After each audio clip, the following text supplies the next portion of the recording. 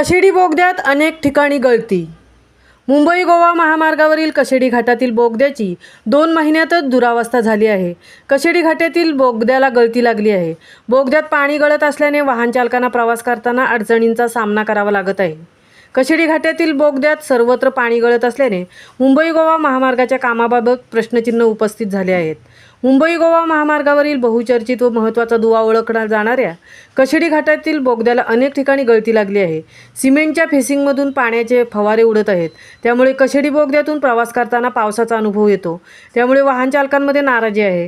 या प्रकरणी राष्ट्रीय महामार्गाच्या तज्ज्ञांकडून पाहणी केली जाणार आहे।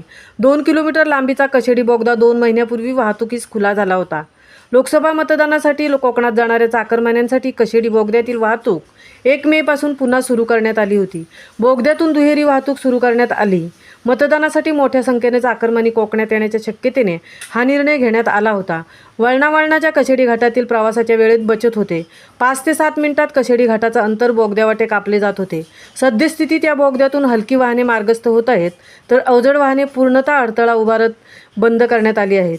भविष्यात गळती न काढल्यास जुलै महिन्यात पडणाऱ्या मुसळधार पावसात मोठ्या प्रमाणात गळती होण्याची शक्यता वर्तवण्यात येत आहे। महामुंबईसह धनराज गोपाळ, पोलादपूर।